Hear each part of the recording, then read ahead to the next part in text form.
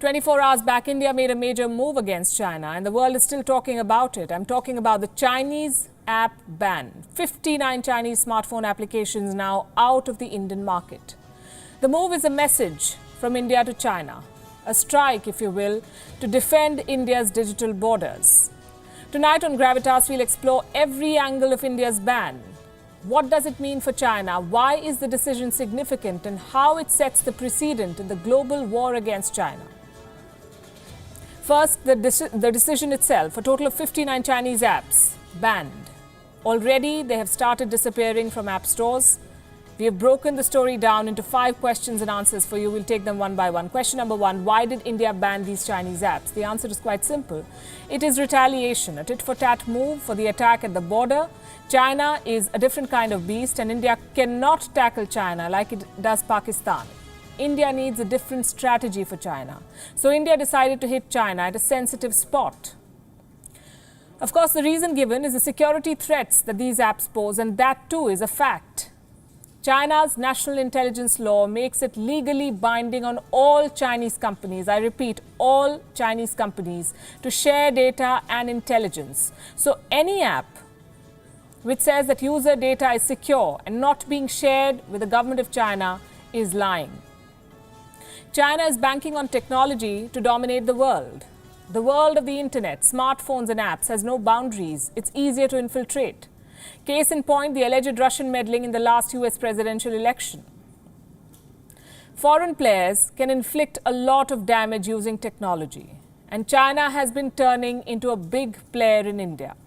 Until yesterday, Chinese apps freely operated in India. Now some are banned, others under scrutiny. In one single move, India has cut China's access to one of the biggest internet markets in the world. India has more than 500 million internet users. That is 50% of India's population. The list of banned apps has some famous names like TikTok, Vigo Video, and Hello. All 3 are owned by Chinese tech giant ByteDance. Together, these 3 apps alone have a user base of more than 300 million Indians. In its order, the government of India has said that the ban is a result of many complaints. Chinese apps have been accused of stealing data. They're now being seen as a threat to the security and defense of India. So now that these apps are banned, what does it mean for users? Can you still download them on your smartphone? The answer to that question is no. After India's decision, app stores have started removing these applications from their platforms. They will have to comply with government orders. The removal has begun. It should take a few days to complete. Already, TikTok, the most high-profile victim of this ban, has been hidden from the search results of app stores. TikTok had more than 200 million users in India. That's a third of its global user base. India is a promising market for TikTok. Just listen to these estimates. This company was growing 50% year on year in India. In the last quarter of 2019 alone, the company had earned $280 million in India. It was targeting $1 billion in ad revenues this year. Now all those plans have been derailed. India's ban will affect TikTok's ability to bring new users. What about the existing ones? What happens to those who had installed these apps on their phones, the so-called TikTok stars? Using banned apps will be very hard, if not impossible. The government is asking internet service providers, meaning telecom companies, to block access to these apps. Now, those who are motivated will find a way to access these platforms despite the ban. But the government's orders are clear. Attempts are being made to plug the loopholes. But will the ban last forever?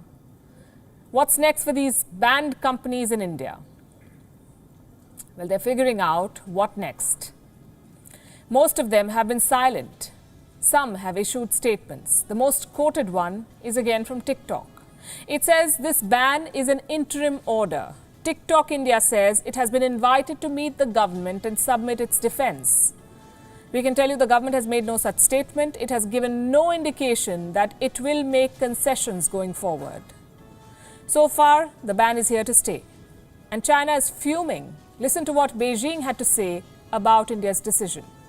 China is strongly concerned about the announcement on the Indian side. We are still working to get more information and verification. I want to emphasize that the Chinese government has always asked Chinese enterprises to carry out international cooperation based on compliance with local laws and regulations, while the Indian government has the responsibility to protect overseas investors, including Chinese investors, according to the market rules. The Chinese embassy in New Delhi has also issued a statement. It said that China firmly opposes India's decision. Well, here's the thing. China is in no position to lecture anyone about rules, least of all India. China is breaking international rules on a daily basis. Military aggression and human rights violations have become the norm. And that makes India's decision all the more significant. It's a message, not just for China, but the rest of the world too. Countries must learn to resist China, both at the border and on the World Wide Web. India's decision sets a precedent. The time to criticize China is over. Now is the time to act. The pandemic is a classic case of criminal negligence. The military expansionism is plain wrong, and the digital infiltration is the last thing that the world should put up with.